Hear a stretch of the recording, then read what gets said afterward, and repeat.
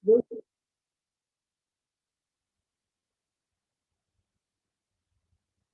selamat pagi, selamat berjumpa kembali. Selamat pagi, semuanya. Semoga semuanya dalam keadaan sehat selalu. Ya. Sambil menunggu yang lain, ya ternyata untuk minggu-minggu ini ternyata untuk apa ya perkembangan COVID-nya malah semakin tinggi ya, sehingga kemungkinan untuk pertemuan tatap muka untuk semester depan kita juga belum tahu nanti apakah sudah diperbolehkan ataukah belum. Ya, semoga nanti untuk ke depan kita menemui kondisi-kondisi yang lebih baik lagi ya. Ya. Oke, ini pertemuan ke-11 ya. Tak terasa berarti nanti tinggal 3 kali pertemuan lagi ke depan. Nah, nanti silakan jika nanti mungkin ada materi-materi yang belum jelas, mungkin dapat ditanyakan materi-materi yang lalu. Ya, atau mungkin ada yang tanya dulu mungkin sebelum kita teruskan. Ya, kalau belum ada, sambil menunggu yang lain, sambil mereview untuk kemarin ya, untuk tugas kita kemarin. Jadi untuk tugas kita kemarin itu yaitu tentang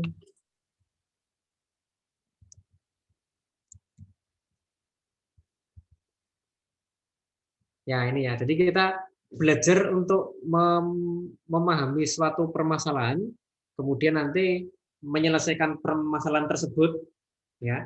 Ada 4 permasalahan itu, nanti dapat dipilih salah satu. Kemudian nanti bagaimana kita menjelaskan bagaimana penyelesaiannya itu menggunakan suatu artikel yang artikel itu ditulis menggunakan format jurnal. Nah, kalau dilihat jurnalnya itu jurnal Avitek ini merupakan jurnal terbitan teknik elektro. Jadi ada beberapa prodi di ITDA ini yang mempunyai jurnal ya. Di antaranya prodi Dirgantara, prodi Informatik, kemudian prodi Elektro. Jadi di antara banyak prodi di sini yang mempunyai jurnal ilmiah hanya 3 prodi tersebut. Nah, jurnal Avitek itu nanti bisa memuat beberapa artikel yang nanti artikel itu dari beberapa jenis, diantaranya dari ini ya, aviation elektronik, information technology, kemudian telecommunication, electrical, control gitu ya. Nah ini kalau kita lihat jurnalnya seperti ini, kemudian nanti kalau ada yang pengen melihat juga untuk format penulisannya di sini sudah ada, silakan nanti klik di sini ya, download ini, Avitek template ini berarti nanti bagaimana cara penulisan menggunakan jurnal ini. Ya, nanti tugasnya tidak usah dikumpulkan ke jurnal, tidak usah disubmit ke sini, cuma nanti dikumpulkan ke e-learning saja. Nah, nanti yang bisa membuat artikel ini itu berarti kan sudah belajar bagaimana menulis artikel di jurnal. Karena nanti untuk tugas akhir nanti juga ada prasyarat nanti yang harus dikumpulkan di akhir, yaitu nanti mengumpulkan artikel jurnal. Meskipun tidak wajib submit. Tapi kalau sudah disubmit ke sini dan diterima, itu nanti TA-nya otomatis biasanya dapat nilai A ya. Hampir tidak ada yang disubmit ke jurnal kok TA-nya tidak mendapat A. Dan kita memang mencoba untuk memperkenalkan dan melatih artikel jurnal ini dari awal. Karena nanti harapan kita memang tahun-tahun ke depan kita memang mencanangkan adanya program kalau bisa kita mempunyai lulusan tepat waktu itu lebih banyak. Nah, sehingga lebih banyak mahasiswa itu yang nanti dapat lulus tepat waktu. Nah, saya harapkan nanti juga di antara kalian nanti sebagian besar itu nanti dapat lulus tepat waktu ya. Ya. Nah, kalau mau melihat artikelnya, misalnya, oh ternyata saya belum belum tahu Pak formatnya seperti apa. Buka aja di sini ini ada contohnya di sini, ada contoh artikelnya dan nanti kalau mau diunduh itu bisa. Nah, ini misalnya ini dari Universitas Tidar ini ya. Tidar itu di mana? Di Magelang ini ya. Ini dari STTA, ini dari ITNY, ini dari Semarang ya. Ini dari Telkom. Nah, ini banyak ini. Jadi di sini kita sudah banyak sekali artikel yang dari luar. Misalnya kita lihat di sini ya, pendeteksi jantung manusia. Nah, ini kan kalau mau kita lihat artikelnya tinggal diklik aja di sini, kemudian download PDF-nya, PDF-nya di-download. Nah, nanti dapat dilihat menggunakan pembaca PDF. Nah, ini misalnya masukkan di sini.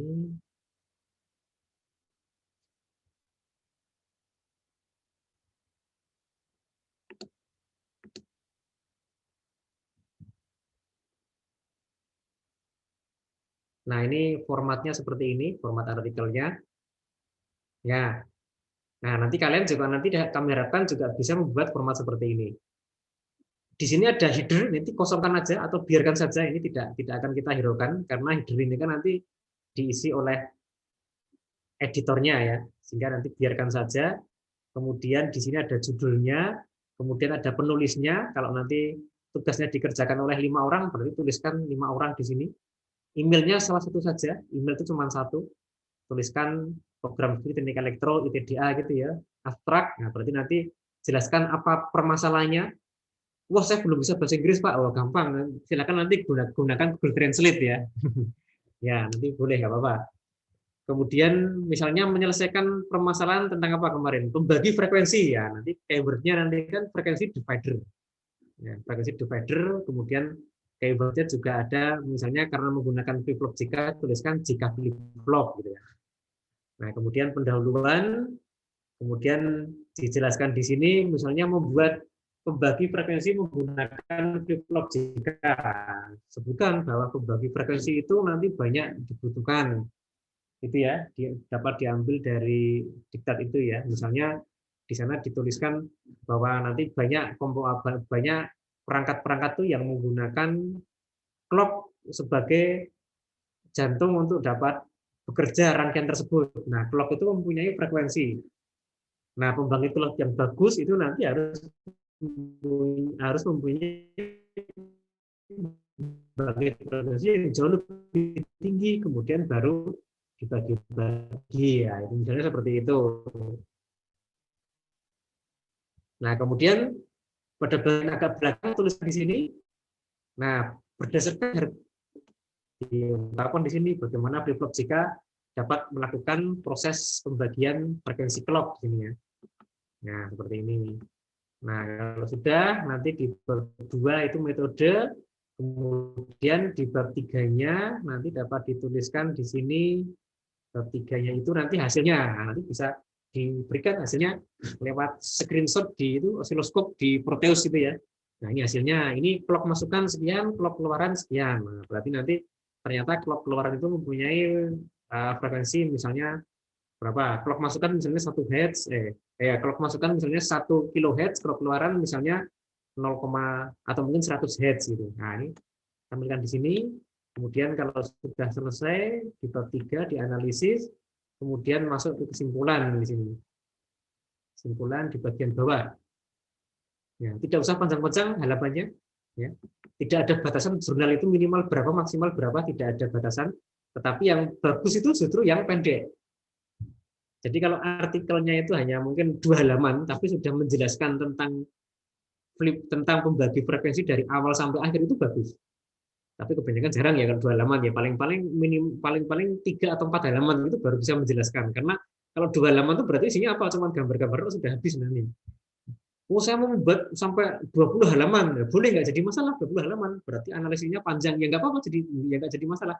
Cuman yang bagus 20 halaman tuh isinya padat ya. Jangan 20 halaman kalimatnya diulang-ulang ya. Gambarnya ada gambar-gambar yang sama diulang terus. Nah, itu kan itu namanya malah terjadi pemborosan halaman. Tapi sekali lagi tidak ada batasan di sini ya. Minimal berapa, maksimal berapa tidak ada batasan. Ya, yang paling baik adalah yang nanti pendek tapi sudah menjelaskan semuanya.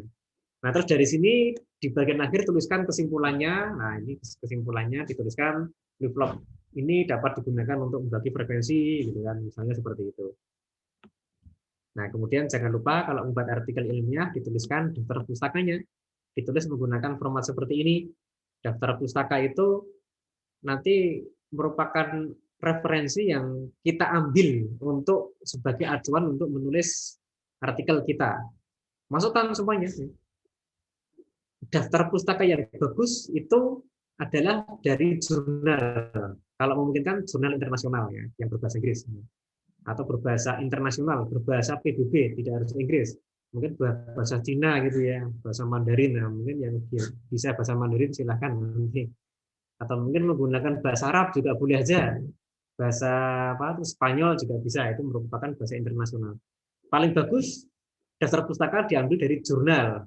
Jurnal yang paling bagus adalah jurnal internasional. Kemudian nanti yang bagus level bawahnya jurnal yang nasional. Kemudian yang bawahnya lagi nanti baru jurnal yang lokal. Jurnal lokal itu yang jurnal yang tidak dipublikasi di web, itu jurnal lagi. Nah, lebih rendah lagi, yang paling rendah itu adalah yang dari website. Nah, itu ya. Dari website ini ada nggak dari website? Oh, nggak ada. Berarti ini sudah menggunakan, bagus ini artikelnya ini. Ini dari mana ini? UII ya, Universitas Islam Indonesia. Nah, itu. Nah, nanti silakan mencoba untuk membuat ini sebisanya, tidak harus bagus-bagus, tapi usahakan membuat sendiri ya di satu kelompok itu jangan jangan jangan sampai nanti hanya mengcopy dari teman atau di kelompok lain. Nah, itu yang penting nanti usaha sendiri. Ya. Karena nanti akan ada cek untuk plagiarisme ya. Nah, itu tadi harapan saya kalau nanti kita sudah bisa membuat jurnal nanti ke belakang nanti lancar karena nanti memang apa kalau nanti kalian misalnya nanti ada yang mau meneruskan ke S2 itu nanti akan ditanya mana jurnalmu gitu ya.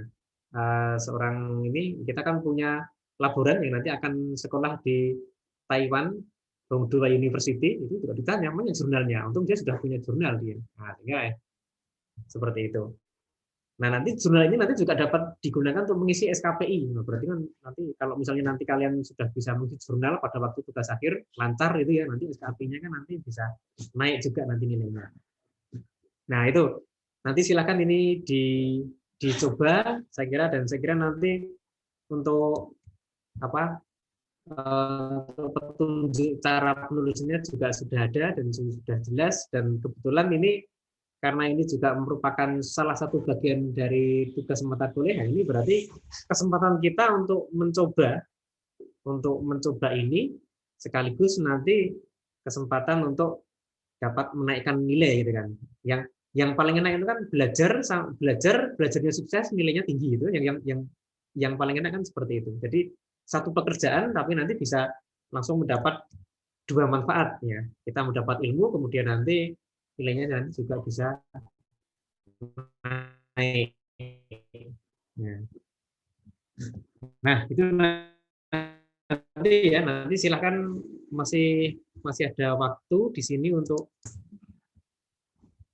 ini masih minggu depan ya. Ya, masih ada waktu. Nanti sebisanya nanti nggak apa-apa, tidak harus kita tuntut yang sangat bagus itu tidak harus ya. Oke, mungkin ada yang tanya tentang tugas kita ini.